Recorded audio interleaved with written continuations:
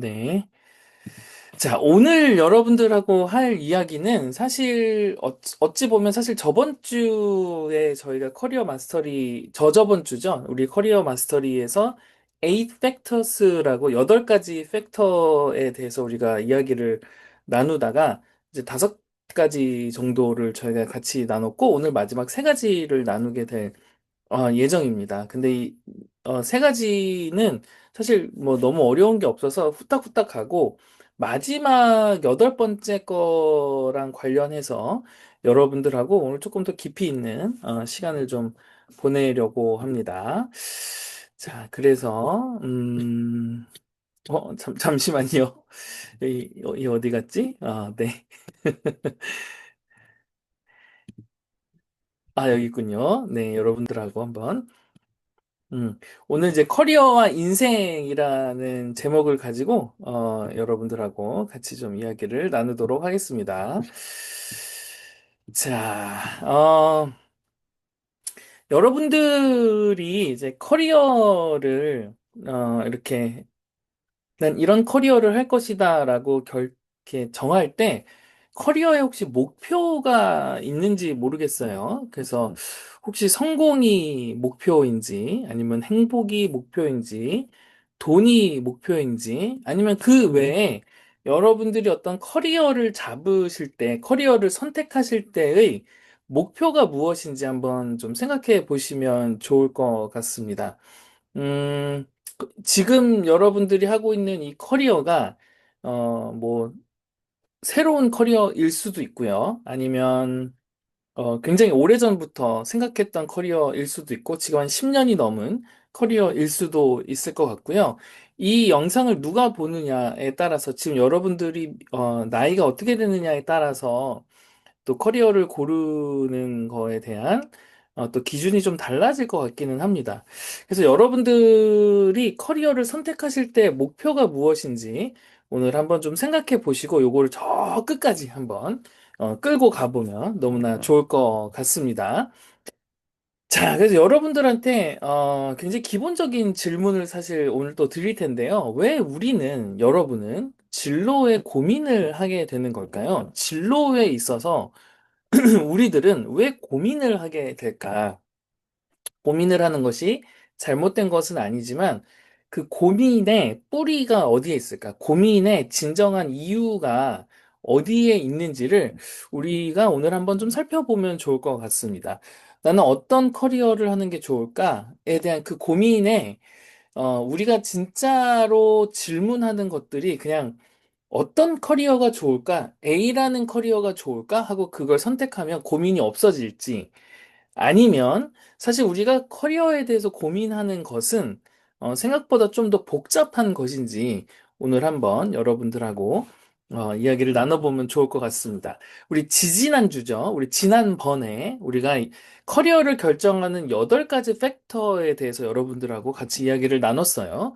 그래서 이제 가치관에 대한 이야기를 했습니다. 나의 가치관하고 맞아야 된다. 그래서 이 커리어에 대한 이 팩터를 제가 1번부터 나열하면서 무슨 말씀을 드렸냐면 요 순서가 사실은 여러분들이 커리어를 선택하는 필터링의 순서면 좋을 것 같다라고 말씀을 드렸고, 그 얘기는 뭐냐면 이렇게 이제 깔때기가 있다고 여러분들이 생각하시면 이 위에서 가치관에서 걸리면 그 밑에 거는 사실 거의 살펴볼 필요가 없다는 거죠. 그래서 여러분들의 가치관과 맞는 커리어를 고르시면 행복하실 수가 있는데, 그렇지 않으면 커리어를 통해서 행복이 오는 것은 굉장히 힘들 수 있다. 이런 이야기를 여러분들한테 드렸고, 커리어라는 것은 저희가 보통은 일반적으로 생각했을 때 우리가 하루를 888, 888 이렇게 나누는데 8시간은 자고 8시간은 일하고 8시간은 이제 우리 나름대로의 생활, 뭐 밥도 먹고 샤워도 하고 씻고 뭐 놀고 이동하고 뭐 이런 시간들이 있잖아요. 8시간이니까 인생에 거의 우리가 가장 황금기 같은 시간에 3분의 1을 사용하기 때문에, 굉장히 많은 시간을 쓰는 것이 우리의 커리어 중에 하나인데, 그 3분의 1에 해당하는 것이 행복하지가 않으면 사실 그 커리어는 안 하는 게 더 나을 수도 있다. 뭐 이런 이야기들을 잠깐 나눈 적이 있는 것 같습니다. 그리고 우리의 니즈와 맞지 않으면 모리베이션, 우리가 동기부여가 잘 되지 않는다. 그리고 우리가 패턴과 맞지 않으면 우리가 어, 그러니까 나의 환경 자체를 내가 정말 행복하고 즐거울 수 있는 환경으로 만들어 놓는 것이 굉장히 중요하기 때문에 우리의 패턴도 굉장히 중요하고요. 성격과 흥미에 대해서도 여러분들하고 한번 좀 살펴봤습니다. 여러분들이 기억이 잘 나실지 모르겠는데 기억이 안 나시면 아직 이 커리어 마스터리 유튜브는 아직 오픈이 되어 있어서 커리어 마스터리 유튜브가 이제 다음 주까지가 저희가 마지막이라서 마지막 하고 나면 또 저희가 또 다 내릴 거라 여러분들 요게 이제 살아 있을 때 같이 한번 보시면 좋을 것 같습니다. 자, 그래서 우리가 5가지는 저희가 봤고요. 우리가 커리어를 선택하는 데 있어서 필터링들을 쭉 보면서 이제 장점에 대해서 오늘 여러분들하고 같이 좀 살펴보면 장점은 굉장히 쉬워요. 내가 잘하는 게 무엇인지를 보는 건데 내가 DNA적으로 잘하는 것이 있습니다. 그래서 이 DNA적으로 잘하는 거에 대해서 오늘은 아주 간단하게만 설명을 드릴게요. 그래서 여러분들이 태어나서 어렸을 적에, 뭐 초등학교나 중학교 때 여러분들이 특별히 노력하지도 않았는데 잘하는 것들이 분명히 있었을 거예요. 여러분들은 잘 기억을 하지 못하는 게 있을 수 있을 것 같습니다. 어떤 분은 뭐 춤을 연습한 적도 없는데 춤을 굉장히 잘 추시거나, 아니면 요리를 엄청 잘하시거나, 아니면 태어나기를 예쁘고 잘생기게 태어나신 분들도 있잖아요. 그것도 사실 요즘은, 특별히 이 시대는, 그것도 장점이기는 합니다. 여러분들의 DNA가, 매력적으로 생겼다. 이것도 장점이고요. 노래를 잘하시는 분들도 있고, 공부를 그냥 잘하시는 분도 있고, 뭔가에 몰입을 잘하시는 분도 있고, 어, 또 어떤 굉장히 창조적인 분이 계시죠. 예, 그리고 미술을 엄청 잘하시는 분, 운동을 엄청 잘하시는 분, 뭐 그런 것들이 있을 것 같습니다. 그래서 여러분들이 특별히 노력하지도 않았는데 어렸을 때 뭐 글쓰기를 잘하시는 분도 분명히 있을 수 있을 것 같고 생각을 골똘하게 오랫동안 하시는 분도 있을 것 같고요. 부모님한테 내가 어렸을 때 뭘 잘했는지 한번 물어보시는 것은 굉장히 도움이 되고요. 선생님한테 여쭤보는 것도 굉장히 도움이 되고 어렸을 적 선생님 말하는 겁니다. 그리고 어릴 적 만났던 오래된 친구한테 야, 내가 뭘 그렇게 잘했니? 라고 물어보시면 아마 거의 한 7, 80%의 여러분들이 너 어렸을 때 이거 진짜 잘했는데 뭐 이런 얘기들을 분명히 들으실 수가 있고요. 여러분이 생각했을 때 나 어렸을 때 이거 진짜 잘했던 것 같은데 라고 하면 그게 무엇인지를 한번 살펴보시면 굉장히 도움도 되고 추억도 여러분들이 한번 이렇게 아름아름 생각할 수 있는 팩터가 되지 않을까 싶습니다. 그래서 이 팩터는 사실 여러분들이 특별히 노력하지 않아도 잘하는 거기 때문에 어쩌면 여러분들의 성격하고도 굉장히 많이 이어져 있을 수도 있고요. 자연스럽게 여러분들이 요 분야로 아마 오게 됐을 수도 있을 것 같아요. 왜냐하면 칭찬을 많이 받았을 거기 때문에 어떤 사람은 뭐 정리를 굉장히 잘하시는 분도 있고 그럴 수 있어서요. 그래서 여러분들의 장점이 무엇이었는지를 한번 찾아보고 여러분들이 하는 일에서 웬만하면 여러분들의 장점을 한번 살펴보는 것은 굉장히 도움이 될 것 같습니다. 자, 그 다음에는 이제 강점이 있는데요. 장점은 여러분들이 타고난 것들, DNA. 그러니까 어떻게 보면 장점은 잘생긴 거. 이렇게 생각하시면 될 것 같아요. 장점이니까 잘생긴 거. 예, 여러분들이 특별히 뭘 하지 않았는데도 좀 잘하는 거. 그걸 이제 장점이라고 우리는, 이야기를 하고요. 강점은 조금 다른데요. 강점은, 언어다라고 여러분들이 생각하시면 좋을 것 같아요. 그래서 대부분의 여기 계시는 분들은 제가 한국말로 하고 있으니까 아마도 한국말을 잘 알아들으실 거예요. 그래서 한국어는 여러분들의 강점일 가능성이 큽니다. 근데 여러분들 중에 지금 미국에 계신 분도 여기 계시는 것 같은데, 그러면 영어를 어느 정도 습득을 하시면 영어가 강점이 되겠죠. 여기 보니까 일본에 계시는 분도 있는데, 그럼 일본에서 일본말을 만약에 하게 되시면 일본어가 강점이 일본어를 할 수 있으니까 그 언어가 강점이 될 거고요. 중국에서 오신 분도 좀 계신 것 같은데, 보니까 이분은 또 중국어가 강점이 되겠죠. 네. 그래서 내가 말할 수 있는 언어를 강점이다라고 생각을 하시면 되는데, 그 말은 무엇이냐면, 실제로 언어가 아니고, 우리가 잘하는 어떤 강점에 대한 것들을 언어로 나타낸 너무너무 잘 만들어진, 진단평가와 책자가 하나가 있습니다. 그게 한 강점 혁명이라고 하는 것인데요. 한 3만 원 정도 하면 여러분들이 진단평가 하실 수 있고, 한 1시간 정도, 50분 정도 진단평가를 하면 여러분들의 언어 중에 가장, 잘하는 언어, 5가지가 여러분들한테 아마 이렇게 리포트로 나오게 됩니다. 그래서 요거는 여러분들한테 투자할 만하고, 제가 사실 패스파인더에서도 많이 여러분들한테 추천을 좀 드리기는 했습니다. 그래서 요 위대한 강점 혁명, 제가 사실 이거를 만드신 분을 영국에서 잠깐 만나서, 살짝 이거에 대해서 이야기를 했는데, 사실 이거를 만들 때 굉장히 많은 돈을 들이고, 너무나 이걸 잘 하셨더라고요. 그래서 요 책은 제가 굉장히 좀, 추천하기는 하니까요. 여러분들이 한번 여기서, 여러분들의 강점은 한번 책을 통해서 한번 보시면 좋지 않을까라는 생각을 하게 됩니다. 그래서 강점은 그렇게 한번 보시면 좋을 것 같은데, 자, 이제 6번째와 7번째는 장점과 강점에 대해서 이야기를 했는데, 이게 생각보다 순서가 6번과 7번에 이렇게 있게 된 거예요. 근데 그게 좀 중요한데, 우리가 대부분은 대학교에 들어가서 졸업을 하면서 회사에 들어가서 우리의 일을 찾을 때 어떻게 보통 일을 찾냐면 내가 잘해서 칭찬받는 거든지 잘해서 돈을 잘 벌 것 같은 거든지 잘해서 떨어지지 않을 만한 회사 그 일들을 여러분들이 하게 되는 경우가 굉장히 많이 있습니다. 내가 무언가 나의 가치관에 맞거나 나의 흥미에 맞거나 나의 성격에 맞거나 나의 니즈를 채워주는 일이라기보다는 당장에 내가 가서 칭찬받고 내가 뭔가 승진할 수 있고 돈을 많이 받을 수 있고 인정받을 수 있는 일을 하게 되는 경우가 굉장히 많이 있습니다.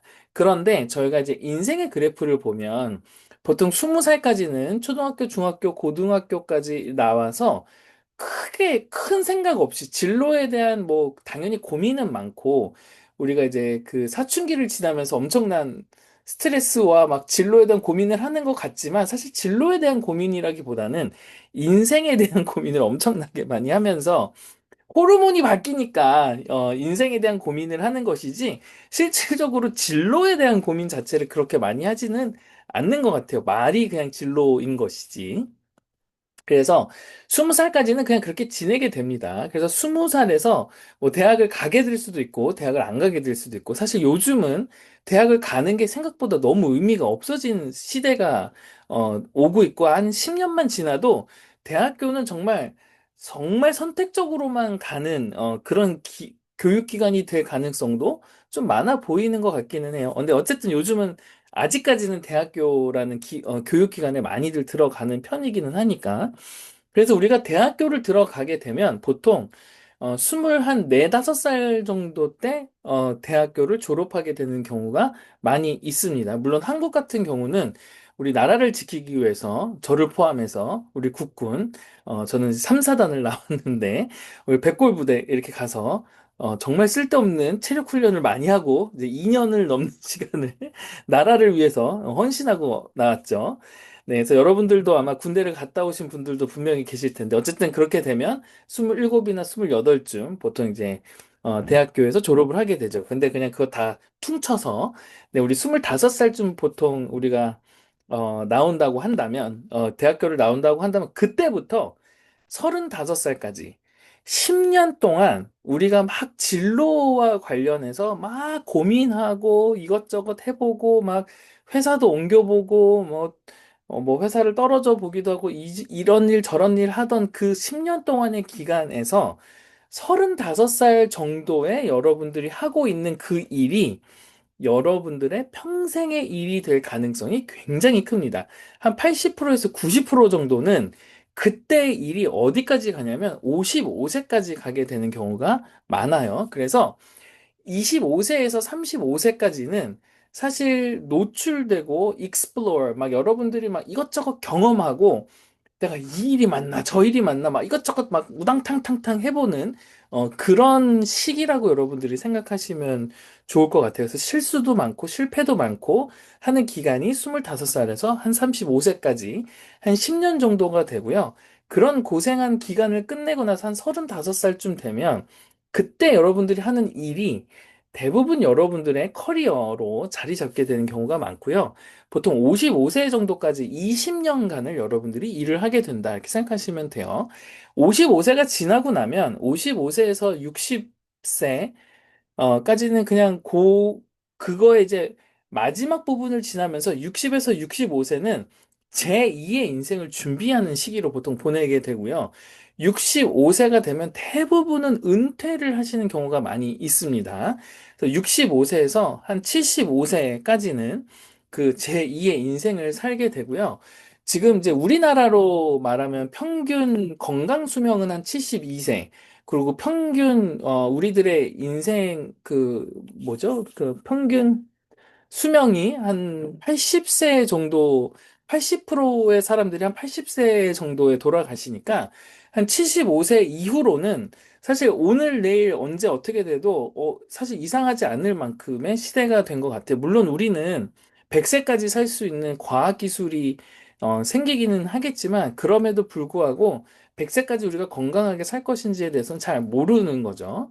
그래서 이제 75세까지가 우리가 건강하게 잘 살 수 있는 시대라고 한다면 65세에서 75세까지는 이제 그렇게 살게 될 거예요. 그러면 실질적으로 우리가 잘 생각해 보면 우리가 커리어를 통해서 정말 우리의 삶 전체에 이 커리어가 중심이 되는 그런 기간은 35에서 한 55세, 조금 나아가면 60세까지, 한 20년에서 25년, 조금 길면 한 30년 정도로 여러분들이 생각하시면 될 것 같습니다. 그런데 진짜로 중심으로 들어가는 건 20년이 넘지 않는 것 같고요. 보통 우리가 10년 이상 그 업계에서 일을 하게 되면 엑스퍼트라 그래서 전문가 소리를 듣게 되죠. 그래서 회사에서도 굉장히 올라가고 여러분들이 어떤 뭐 자영업을 하든지 스타트업을 해도 10년이 넘으면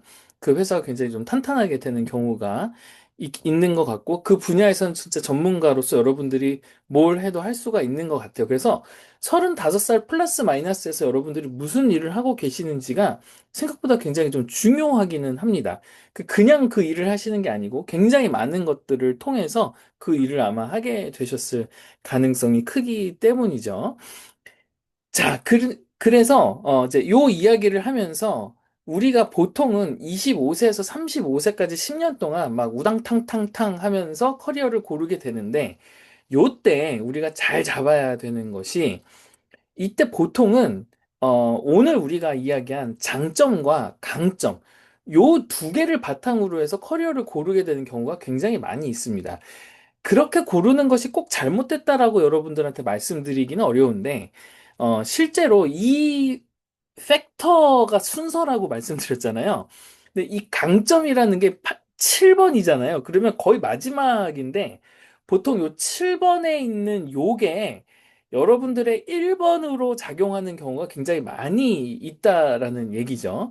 그게 뭐 완전히 뭐 오답이다 이런 건 아니지만 생각보다 우리가 정말 잘해서 돈을 많이 버는 것보다는 내 인생을 생각하면서 커리어를 고르는 것이 한국 사회에서는 조금 어려운 경우가 많이 있기 때문에 여러분들이 지금 커리어를 고르게 되신 그 커리어를 선택한 경로가 어떻게 됐는지를 한번 좀 살펴보시면 좋을 것 같아요. 우리 1번부터 가치관, 니즈, 패턴, 성격, 흥미, 거기까지 5번이었고 오늘은 장점, 강점 이렇게 7가지를 봤는데 여러분들이 커리어를 고르게 된 이유가 이 일곱 가지 중에 어떤 게 가장 1번이었는지를 한번 생각해 보시는 것도 여러분들한테 좀 도움이 되지 않을까라는 생각을 하게 됩니다.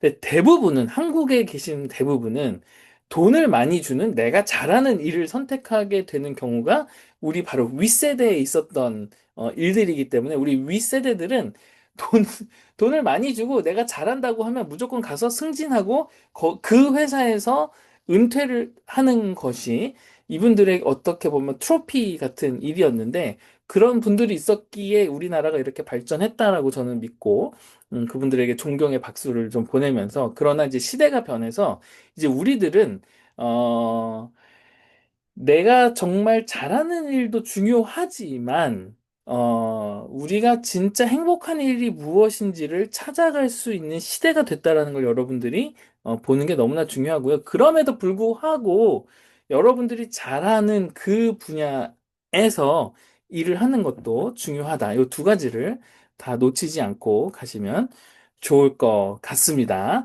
자, 그렇게 일곱 가지를 하고 나서 여덟 번째, 오늘 여러분들과 이야기할 것이 조금 생각할 것이 많고, 사실 우리가 이 저번에 했던 머니 마스터리와 관련된 것이 많아서 오늘 한 번쯤 여기서 여러분들이 한 5초 정도 심호흡을 하고 제가 엄청나게 많은 질문을 던질 텐데, 물론 이미 던진 질문들을 다시 던지는 거겠지만, 준비하시고 이 여덟 번째 팩터를 여러분들과 같이 나가도록 하겠습니다. 자, 여덟 번째는 돈입니다. 돈. 너무나 당연하지만 커리어에서 빼놓을 수 없는 것이 바로 돈이라는 팩터예요.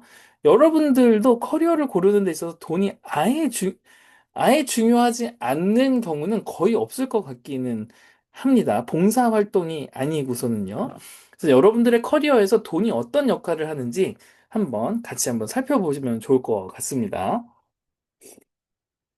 자, 이 돈에 대해서 같이 우리가 여러 번 얘기를 했지만 커리어에서 돈에 대한 이야기를 할 준비가 되셨으면 1번 한 번씩만 다시 눌러주시고 네, 우리 한번 돈에 대해서 같이 한번 나아가 보도록 하겠습니다. 이 부분은 여러분들이 유튜브에 제가 또 올릴 테니까 한 번쯤은 이렇게 보셔서 다시 한번 돌려보면서 이 질문들을 다시 한번 받아보시면 여러분들한테 좀 도움이 되지 않을까라는 생각을 좀 하게 됩니다. 자, 대부분의 경우 진로에 대한 고민을 할 때 가장 큰 고민이 바로 이 돈이라는 부분인 것 같아요. 그거는 동양이든 서양이든 글로벌적으로 다 비슷한 것 같습니다. 그런데 안타깝게도 고민하는 만큼 돈에 대한 공부는 별로 되어 있지 않는 게 현실인 것 같다는 생각이 듭니다. 그래서 여러분들한테 제가 질문을 드리고 싶습니다. 여러분들은 평생 얼마의 돈이 필요할까요? 우리 머니마스터리에서 사실 숙제로 드린 거기도 하지만 여러분들은 평생 얼마의 돈이 필요할까요? 얼마의 돈이 필요할까? 계산을 하는 공식이 있고 엑셀도 있기 때문에 한번 생각해 보시면 좋을 것 같습니다. 평생 얼마가 필요할까? 내가 평생 얼마를 벌까 보다는 평생 얼마의 돈이 필요할까? 한번 생각해 보시면 좋을 것 같습니다. 자, 그런데 이 질문을 들었을 때 여러분들에게 평생은 몇 살이었는지 한번 좀 생각해 볼까요? 자, 여러분들은 평생 돈이 얼마나 필요할까요? 라고 제가 여쭤봤잖아요, 지금. 근데 그 생각을 안 했을 수도 있지만, 여러분들이 평생이라고 생각했을 때, 여러분들은 평생을 몇 살까지로 생각했는지 채팅창에다가 한번 좀 쳐주시면 제가 한번 참고하도록 하겠습니다. 여러분들이 평생이라는 걸 들었을 때, 몇 살까지로 생각했는지 한번 채팅창에 한번 쳐보실까요?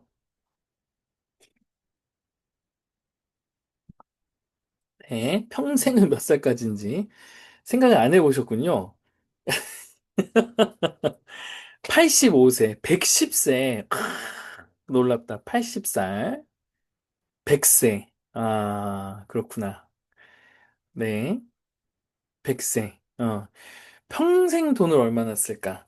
이 평생이라는 말이 여러분들한테 내 수명이 다하는 때, 그게 이제 언젠지 한번 생각해 보면 좋을 것 같아요. 여러분 머릿속에 예를 들면 평생이라는 말이 난 오늘까지만 살 거야. 난 오늘만 생각해. 라고 하면 이제 평생이라는 게 사실 하루밖에 안 될 수도 있잖아요. 근데 어떤 분은 나는 60세, 어떤 분은 나는 200세, 뭐 이렇게 생각하면 또 평생이라는 단어가 우리한테 좀 달라지기는 하겠죠. 여러분들 머릿속에 있는 평생이 어느 정도인지 한번 생각해 보시면 좋을 것 같고요. 자, 두 번째로는 여러분들의 평생을 생각했을 때 누가 나랑 끝까지 있을 것 같은지를 혹시 한번 생각해 본 적이 있나요? 나는 혼자 있게 될 것 같은지 이것도 한번 채팅창에 써주시면 좋을 것 같아요. 아니면 결혼을 해서 누군가 내 옆에 있을 것 같은지 아니면 자녀가 내 옆에 있을 것 같은지 남편, 네, 남편 좋습니다. 네, 내가 자녀는 있을 것 같은지, 결혼을 할 것 같은지, 평생이라는 얘기를 했을 때, 나의 마지막에는 누가 나랑 같이 있을까? 이런 생각을 한번, 여러분들이 한번 지금 해보면 좋을 것 같습니다. 누가 나랑 끝까지 있을까? 네.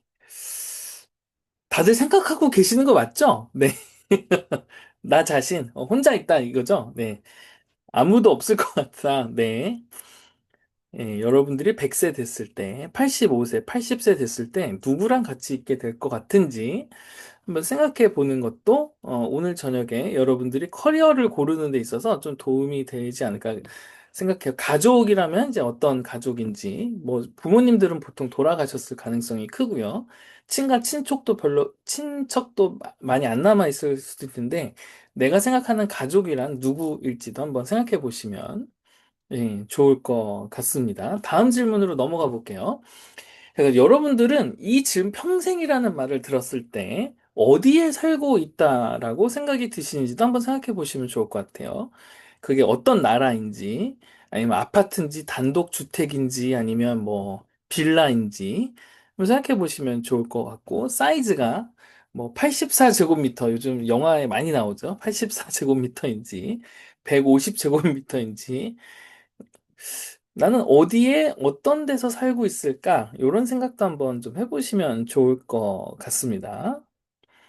이런 생각 뭐 이미 많이들 하고 계시겠지만 여러분들이 평생 얼마나 쓸 것 같아요? 라고 했을 때 이 평생을 생각하면 어디에 살고 있을지도 한번 생각해 보시면 좋을 것 같습니다. 생각하고 계시는 거죠? 네. 제가 어려운 질문 드리는 건 아니죠. 40평대 아파트. 한국 40평대 아파트 좋습니다. 생각해보면 우리가 한국에서 꼭 살아야 될 이유가 없지만 그렇다고 또 한국에서 안 살아야 될 이유도 없는데 내가 왜 한국에 사는지도 굉장히 중요하긴 하겠죠. 아파트도 뭐 강남에 있는 아파트인지 한강뷰 아파트인지 미국에서 남편하고 살고 싶고 익숙한 곳을 떠나기가 힘들 것 같다. 네, 맞아요.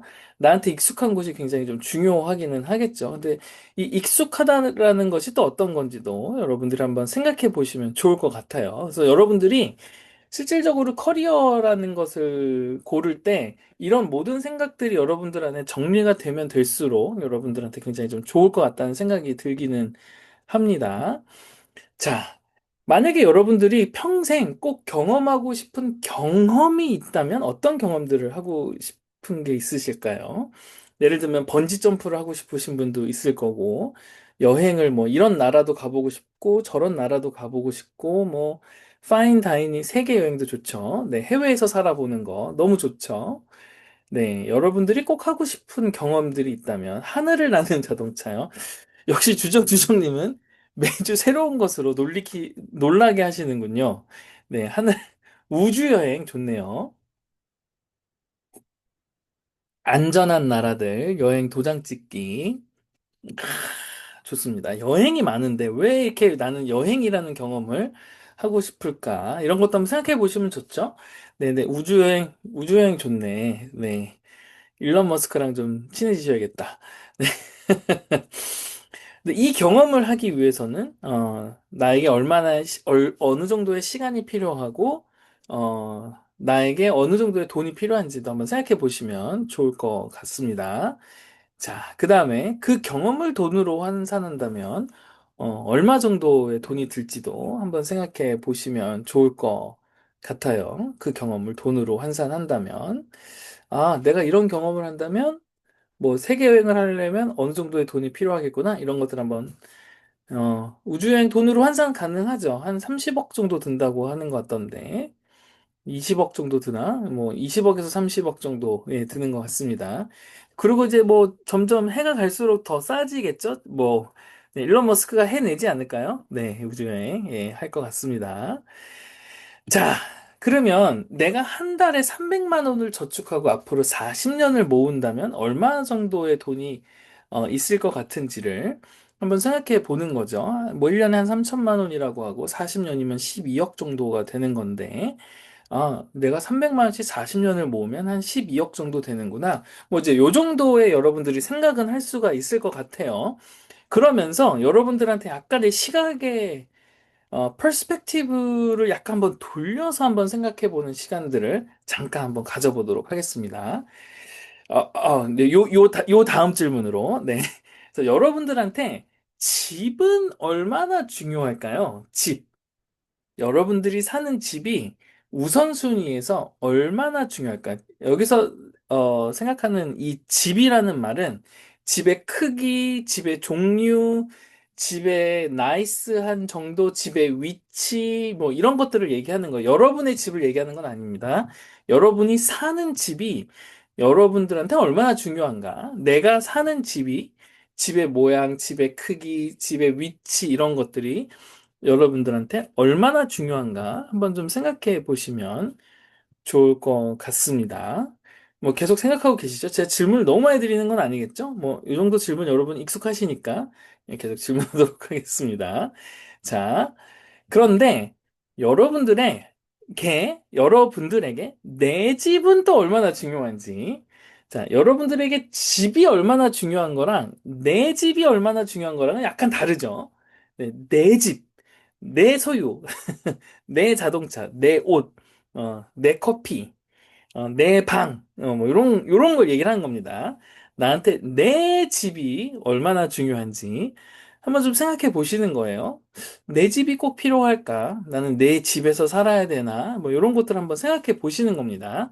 뭐, 정답 당연히 없고요. 뭐가 중요한지 안 중요한지는 여러분들밖에 모르고, 그 여러분들에게만 정답이 있는 거니까.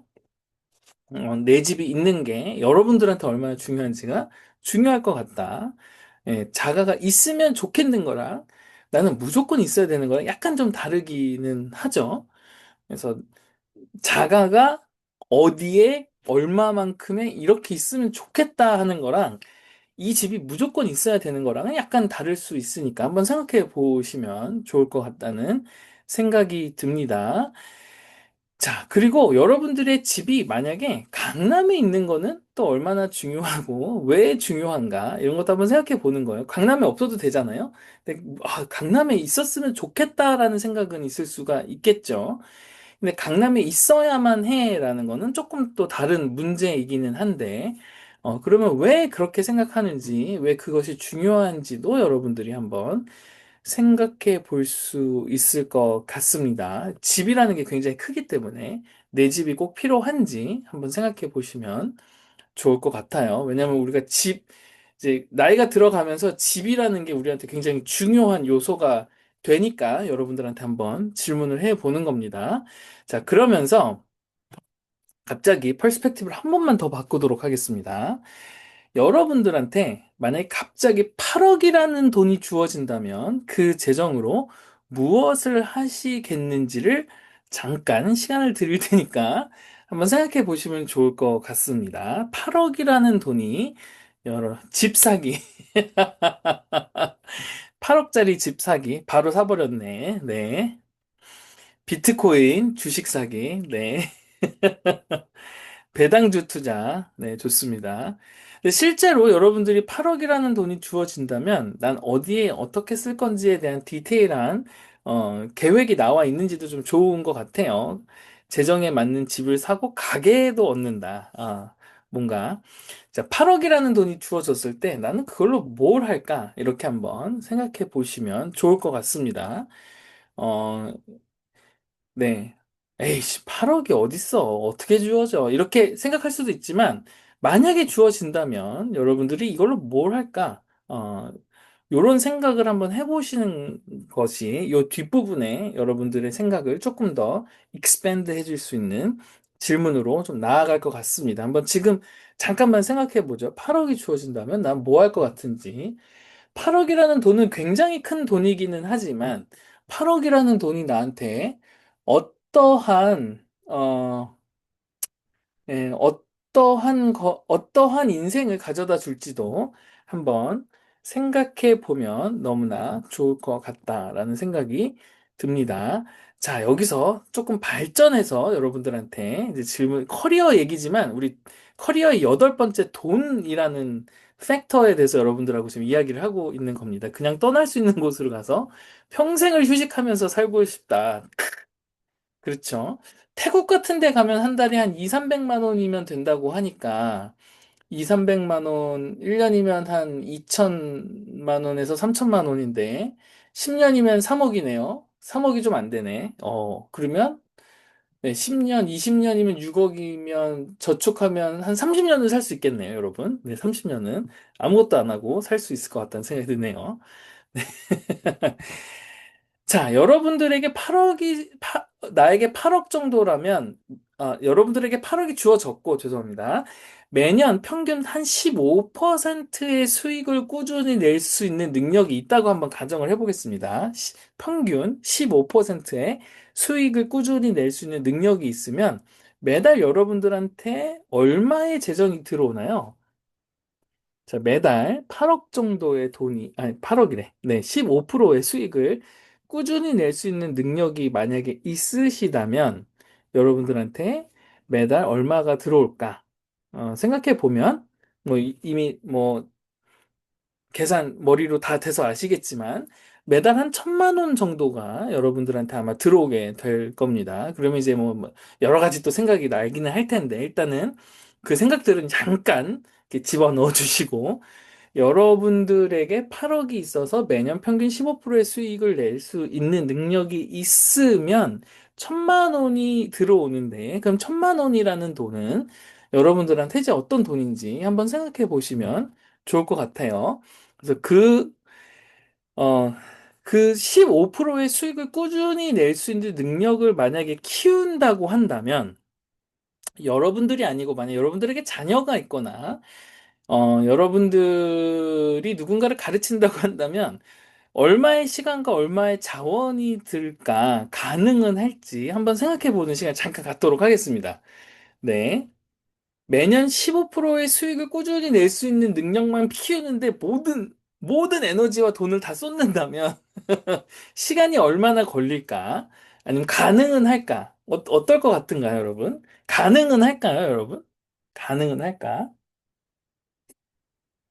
가능은 할 것 같아요. 얼마의 시간과 교육하는데 얼마의 자원이 들까? 한번 생각해 보시면 좋을 것 같아요. 자, 예를 들면 이런 거 있는데, 지금 2025년이니까 2015년부터 S&P 500이라는 그 지수에다가 그냥 돈을 넣었으면 연평균 한 13.48% 정도가 오른 걸로 저는 알고 있어요. 비트코인 같은 거는 사실 알 수가 없고 너무 위험성이 있기 때문에 좀 그렇긴 하지만 비트코인은 한 80% 정도 근데 이것저것 다 떼서 한 65% 정도 올랐다고 보통 이제 이야기들을 하고 있고요. 테슬라 같은 경우도 한 35% 정도 올랐고, 지금 팔란티어 같은 경우도 굉장히 많이 오르고 있죠. 그래서 사실 매년 평균 10년을 기간으로 했을 때 15% 이상의 수익을 내고 있는 자산들은 굉장히 많이 있기는 합니다. 사실 엄청나게 많기는 해요. 미국이라는 나라의 기본적인 S&P 500, 500개의 회사의 지수 자체가 거의 15% 가까이 되니까 그것보다 훨씬 더 잘한 회사들이 많이 있다라는 거죠. 가능은 합니다. 근데 그거를 키우는 능력을 키우는 데까지 시간이 얼마나 걸릴까? 공부하는데 돈이 얼마나 들까? 이런 생각을 한번 해보시면 좋을 것 같습니다. 요거 한번 영상 같이 보도록 저 하죠. 이달까지만 다니고 퇴사해요. 아, 갑자기 퇴사라니. 갑작스러운 무슨 퇴사 말이야? 발언에 놀란 아저씨. 저 전에 말씀드렸잖아요. 파이어족이라고. 최근에 운 좋게 목표 금액을 채웠어요. 그러니까 은퇴해야지. 아니 근데 젊은 나이 얼마를 벌었기에 은퇴한다는 거야? 8억. 8억? 그치만 어떻게든 말려보려 애쓰는데 조중 사장이 팔아갖고 어떻게 은퇴를 해? 아무리 아꼈어도 그 돈 20년이면 그 안에 다 받았나요? 네, 원금은 안 건드리죠. 그걸로 고배당 ETF 사서 배당금으로 먹고 살 건데. 배당이 평균적으로 연 5%니까 세금 떼면 대강 3,800 정도 나오죠. 은퇴 후 생활을 빈틈없이 준비한 김대리. 아니 아무리 그래도 물가 상승률이라는 것도 있는데 물가가 상승하면 주가도 거기에 맞춰지죠. 갑자기 아프면 보험 들어놨죠. 그리고 저는 대리든 과장이든 10년 뒤에 제가 서 있을 위치 같은 건 중요치 않아요. 그럼 뭐가 중요한데? 10년이라는 시간 그 자체. 인생의 모든 시간을 오로지 나만을 위해 쓸 수 있다면 얼마나 가치 있어요? 네, 여러분. 아마 이거 뭐 다들 보신 드라마죠. 8억이라는 돈을 모아가지고 파이어족으로 이제 은퇴, 이분의 얘기를 이제 이렇게 드라마로 보는 거랑, 저, 저희가 이렇게 얘기하는 거랑 조금 좀 차이가 있기는 하죠. 근데 이 친구는 이제 3,800 정도를 벌 수 있는 ETF, 고배당에다가 이제 넣고, 매년 이제 3,800으로 이제 살겠다. 이제 뭐 요런 거고, 내 인생이라는 그 시간 자체가 얼마나 중요한지를 이미 깨달은 친구인 것 같기는 합니다. 정말 쉬워 보이죠? 이 친구가 얘기하니까 너무너무 쉬워 보이는데, 근데, 자, 여기서부터 여러분들에게 약간 좀, 어찌 보면, 좀, 디베이트를 할 수 있을 만한 얘기를 여러분들하고 좀 하도록 하겠습니다. 모든 극한 어려움과 극한 행복이 이제 여기서 시작이 된다고 저는 생각을 하는데, 사실 어느 정도의 돈을 모아가지고, 그거를 몇 퍼센트의 수익이 나는 곳에다 넣고, 그 돈으로 살아가는 것은 그렇게 어려운 일은 사실은 아닌 것 같기는 해요. 지금은 그 정도의 지식들은 다 갖고 있고, 여기서 이제 공부하신 분들은 패스파인더에서 머니 마스터리 하시면 어떻게 시스템 만드는지 아니까 이 시스템 그냥 그대로 하기만 하면 평생 돈 걱정은 할 필요가 없다라는 것은 여러분들이 지식적으로는 아마 알고 계실 겁니다. 제가 만든 것도 아니고, 유대인들이, 그, 수천 년 동안 그렇게 해와서 만들어 놓은 시스템이기 때문에 이거는 그냥 하기만 하면 무조건 되는 시스템이니까 여러분들이 그냥 하기만 하면 무조건 그렇게 사실 수가 있습니다. 뭐 이거를 막 요리조리 막 똑똑해서 되는 게 아니고 시스템 자체만으로 여러분들이 느 정도의 생활을 하기에는 어렵지 않다라는 것을 이미 다 알고 계실 거예요. 그런데 극한 어려움과 행복이 여기서 시작이 되는데 딴딴따단 바로 여기서 시작이 됩니다. 이 결혼이 결혼이라는 게 이게 사실 어떻게 보면 굉장히 네, 그렇습니다. 네. 그래서 한 사람이 잘 준비하고 또 잘 준비한 사람이 만나면 문제가 되질 않는데 한 사람은 준비했는데 한 사람이 준비하지 않으면 2분의 1이 되어버리니까 거기서부터 이제 문제가 좀 생기기 시작하는 것 같다라는 생각이 들어요. 그래서 결혼 자체가 잘못된 거는 아니에요. 근데 생각이 없거나 계획이 없이 둘이 만나서 한 가정을 꾸리게 되면 우리가 간과하는 게 있는데 어마어마한 확률 싸움을 하고 있다라는 것을 우리가 계산을 하지 않는 데서 오는 그 결과를 그냥 맞닥뜨리는 거죠. 이게 진짜 재밌는 게, 한 사람이 그냥 오로지 잘, 서서, 잘 이렇게 1인분을 잘하면서 살고 이쪽도 1인분을 잘하면서 살아서 둘이 만나면 아무런 문제가 되지 않습니다. 그리고 둘이 만나서 잘 계획해서 1인분, 1인분을 하면서 잘 세이빙을 해서 이제 자녀를 낳아도 될 만큼의 그 재정들을 잘 계획을 한 다음에 그렇게 해서 이제 자녀를 낳고 잘 키우고 이러면 너무 좋은데 보통 그렇지 못하는 데서 오는 극한 어려움과 극한 행복들이 이제 생기기 시작하는 거죠. 근데 우리는 이제 사랑해서 결혼을 하기 때문에 결혼을 하고 나서는 사랑이 문제는 아닐 거야 이렇게 생각을 하게 되지만 사실 우리는 확률 싸움을 하고 있는 건데 이 확률 싸움에서 이미 지고 들어가는 경우들이 굉장히 많기는 합니다. 그래서 여러분들이 이미 결혼을 하셨다면 다시 헤어지기 좀 어려우니까 여기서부터 이제 여러분 잘 생각하시면 좋을 것 같다. 그리고 결혼을 하지 않으시는 분도 아마 요 생각들을 잘 하시면 좋을 것 같다는 생각이 듭니다. 자, 그러면 아이 교육을 시키는데 학원은 보내야 될까? 이런 생각을 하게 될 수 있죠. 근데 옆 사람들 다 보내면 우리 아이만 안 갈 수가 없잖아요. 그죠? 애들이 다 학원에서 생일 파티도 하고 막 친구가 되는데 내 아이만 안 보낸다? 왕따 될 것 같은 그런 두려움과 불안함, 막 이런 것들. 내 아이만 못 쫓아가면 어떡하지? 막 이런 것들. 불안이 막 엄습해 오면서 무조건 학원을 가야 되고 학원을 가다 보면 이 학원보다 저 학원이 잘한대. 그러면 뭐 10만 원만 더 내면 된대. 어머니 뭐 5만 원만 더 내시면 요거 뭐 방과 후에 이런 거 할 수 있는데 3만 원만 더 내면 요거 이렇게 해주는데 이러면서 점점점 돈이 늘어나죠. 근데 아이 교육을 어떻게 시키는 건지에 대해서 두 사람의 생각이 맞지 않을 경우도 있을 수 있고요. 아이를 교육시키는 데 들어가는 재정들이 이제 들어가기 시작하는데 사실 결혼할 때 이 생각을 하지 않고 결혼을 하게 되는 경우가 있다라는 것이 굉장히 놀랍죠. 네, 결혼할 때 아이 교육을 어떻게 시킬 건지에 대한 것을 얘기하지 않고 결혼하시는 분들도 생각보다 한국에 굉장히 많다고 합니다. 굉장히 놀라운 일이에요. 네. 아이한테 핸드폰은 주어야 될까? 뭐 이런 것들. 증여를 할까? 상속을 할까? 뭐 이제 아이가 생기고 나서 이 결정을 하면 늦습니다. 왜냐면 아이가 처음에 태어나면 뭐 너무 예쁘기 때문에 당연히 막 아이를 너무 잘 키우고 싶으니까 증여를 하는 생각들도 하게 된다는 거죠. 근데 이제 증여할 돈은 없는데 그러면 증여를 하려고 막 또 막 보험 들고 막 이러면서 막 무리하게 되는 경우들도 있게 되죠. 어느 학교를 보낼까? 사립학교를 보낼까? 공립학교를 보낼까? 뭐 국제학교를 보낼까, 유학을 보낼까, 이제 이런 것들에서 이제 돈들이 다, 이제, 이게 다 돈이 드는 일들인데, 이제 여기서 결혼을 할 때도 이성적으로 하지 않거든요? 사랑이라는 감정으로 하게 되는데, 아이를 낳아서 키우면 알게 되지만, 이성적으로 아이를 키우기는 거의 불가능하다 생각을 하시면, 될 것 같습니다. 자, 그러면서, 완전히 딴 얘기를 또 한번 할게요. 냉장고를 꽉 채워서 쓰시는 가정들이 있어요. 냉장고 문을 열면 막 우두두두둑 쏟아지는 이런 집안이 있습니다. 뭔가 꽉 채워야 내 마음이 꽉 찬 것 같은.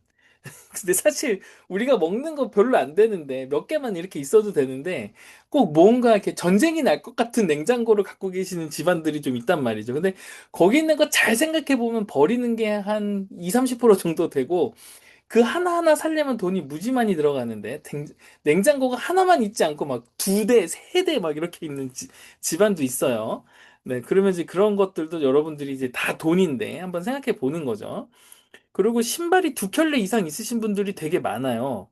신기하죠? 예, 신발 그렇게 뭐 많이 있을 필요가 있나? 물론 당연히 10켤레, 20켤레, 30켤레 있는 건, 그게 잘못된 건 아닙니다. 근데 신발이 두 켤레 이상 있어야 될까? 생각해 보면 신발 그렇게 많을 필요가 없는데 이런 거죠. 옷장을 탁 열면 옷이 엄청 많은데 입을 옷이 하나도 없어. 뭐 약간 이런 느낌이죠. 네, 오늘 내가 입는 옷과 어, 신발장을 탁 열면 신발이 쫙 있지만 내가 신을 신발은 없다. 그게 참 이상한 게 그게 인생인 것 같습니다. 시즌마다 새로운 옷을 사야 될까? 안 살 수가 없죠. 예. TV를 키면 홈쇼핑에서 얼마나 아름답게 이렇게 막 합니까? 이거 뭐, 요즘은 이런 거 입어야 됩니다. 이러면 저 사람 말이 너무 맞는 것 같으니까. 이제 이런 하나하나가 여러분들의 삶의 결정이 될 거예요. 그래서 TV를 보고 홈쇼핑을 보는데 구매를 하지 않는다? 이것은 거의 불가능에 가까운 것 같고. 보험은 들어야 될까요? 야, 보험 무조건 들어야지. 암에 걸릴 수도 있고. 물론 이제 보험 드는 게 나쁜 건 아니지만, 보험만 막 세개네개 막 들고, 막 종신보험, 막 실비보험도 막 이런 보험, 저런 보험 막 이렇게 있는 분들도 있어요. 근데 그런 것들을 크게 생각하지 않고 이제 하시는 분들도 가끔 있는 것 같아요. 여기 계신 분들은 그렇진 않지만. 부모님께 용돈을 드려야 될까? 사실 부모님께 용돈을 드리는 건 되게 이상한 거죠. 뭐 가끔 드릴 수는 있지만 부모님께 무조건 용돈을 드리는 게 이상한 거예요. 사랑의 마음으로 하는 건 너무 괜찮고 용돈을 드리는 게 잘못된 건 아니지만 용돈을 안 드리면 안 돼. 막 이렇게 생각하는 건 좀 이상하기는 해요. 사실 이렇게 선진국으로 갈수록 부모님한테 용돈을 드리는 경우가 굉장히 적어지는 건 아시죠? 이제 후진국으로 갈수록 용돈은 무조건 드려야 되는 걸로 약간 가는 경우가 좀 많아요. 특별히 태국이나 베트남 같은 데는 20살 지나면 무조건 부모님 보양, 부양해야 되는 의무가 있다라고 생각을 하는 문화들이 좀 있으니까 부모님께 용돈을 드려야 하는 게 잘못되거나 나쁘다 이런 건 아닌데 이게 결혼할 때 다 생각을 하고 하는 건지 한번 생각해 보시는 거죠. 한국에 사는데 무조건 자동차가 있어야 될까? 이런 것도 한번 생각해 보시는 거죠. 자동차를 사면 보험비 나가죠, 주차비 나가죠, 가스비 나가죠, 위반 딱지 나가죠, 오일 체인지 해야죠, 뭐, 이것도 갈아야죠, 타이어 교체도 해야죠, 블랙박스도 교체해야지, 세차도 해야지, 차를 사면 막 사람 태워야지, 뭐, 막 이런 게 굉장히 많단 말이죠. 근데 내가 자동차를 살 때 이런 것들을 다 생각하는지도 한번 생각해 보시면 좋을 것 같아요. 이 이외에도 우리가 수백 가지 질문을 할 수가 있어요, 여러분들한테. 오늘 지금 여러분들한테 드린 건 굉장히 대표적인 질문을 드린 건데, 질문을 드릴 때의 그 의도는 그게 맞다, 틀리다, 정답이다, 아니다, 이런 얘기가 아니고, 이 질문에 대한 여러분들만의 선택이 분명히 있었을 거예요. 자동차는 사야 돼. 자동차는 안 사도 돼. 신발은 두 켤레만 있어도 돼. 다섯 켤레 있어야 돼. 20켤레는 있어야지. 200켤레는 있어야지. 이럴 수도 있잖아요. 그런데, 커리어를 선택하는 것은 생각보다 정말 깊게 제가 지금 여러분들한테 던졌던 그 질문들에 대한 여러분들의 선택과 엄청나게 깊이 있게 연결되어 있다. 이것을 여러분들이 생각하시는 게 진짜 중요합니다. 냉장고가 꽉 차 있어야 되는지 아닌지와 여러분들이 커리어를 선택하는 것이 생각보다 깊게 연결되어 있습니다. 여러분들이 시즌마다 옷을 살 건지 안 살 건지와 신발이 두 켤레가 있어야 되는지 20켤레가 있어야 되는지와 여러분들의 커리어의 선택은 생각보다 관련이 굉장히 깊고요.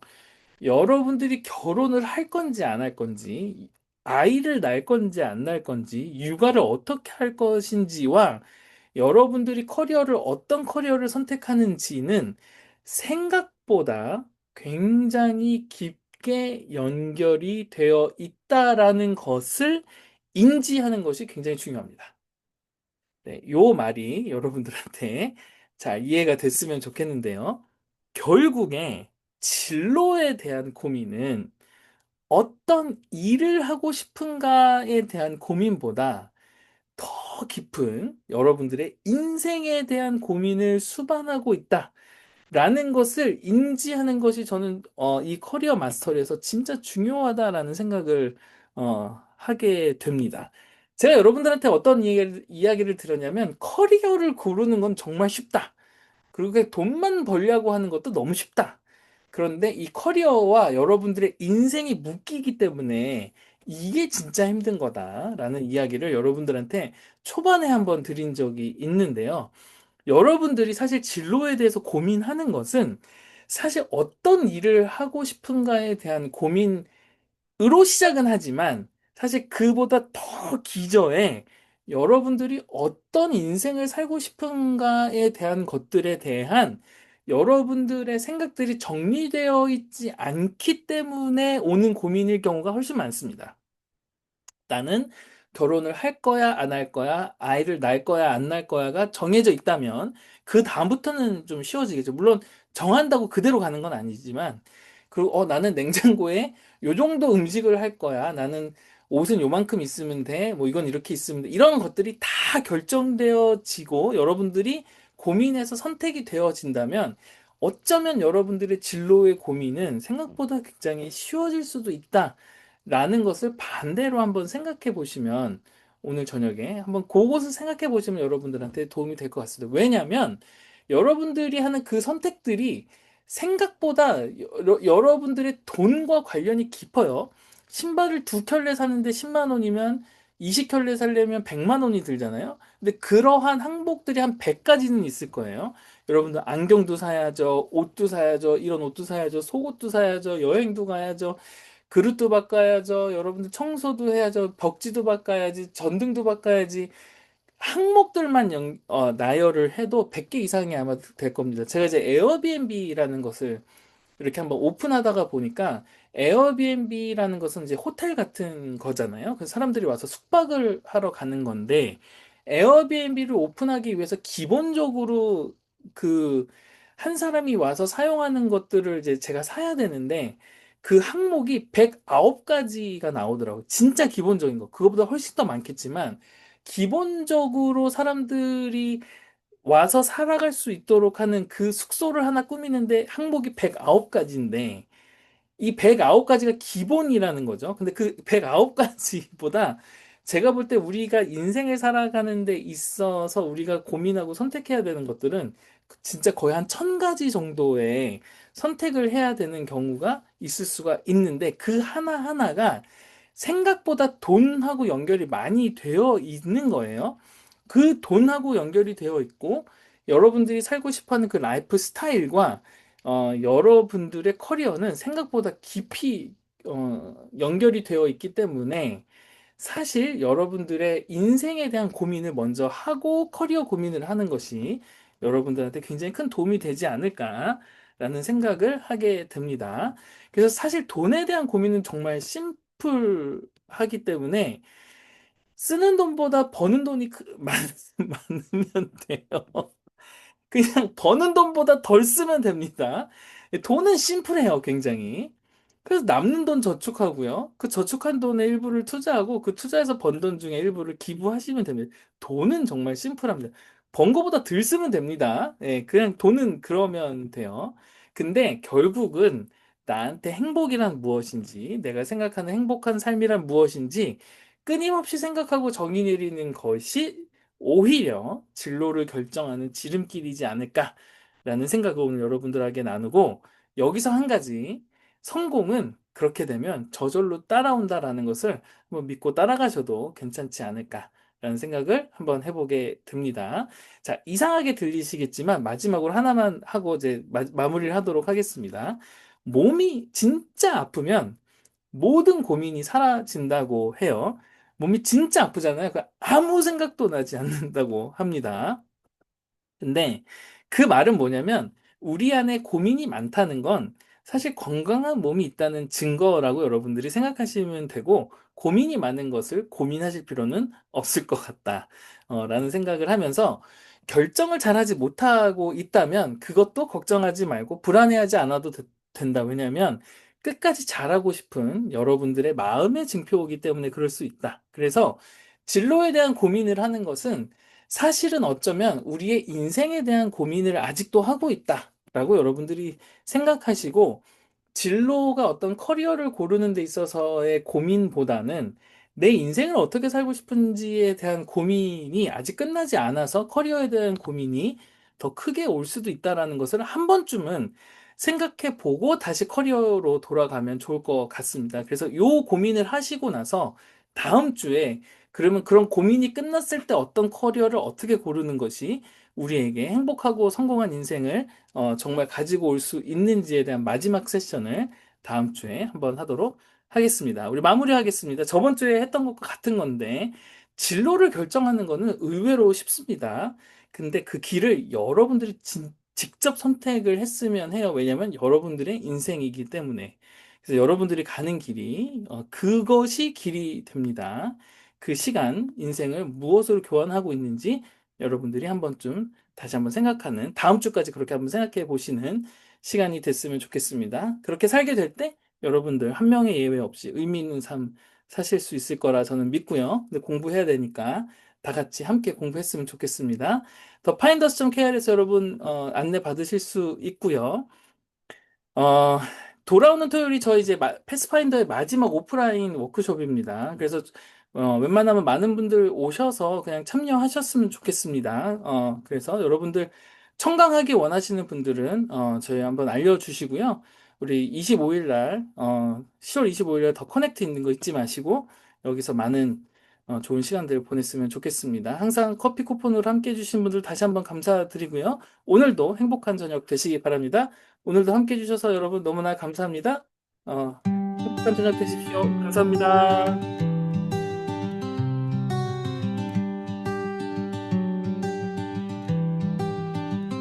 캄캄한 밤 하늘 별들 빛나네 우주의 진리 나에게 속삭이네 눈을 감고 마음을 열어 깊은 공간 속의 길을 찾아가네 은하수 위로 꿈들이 흘러가 조용히 들리네 저 멀리서의 속삭임 어둠 속에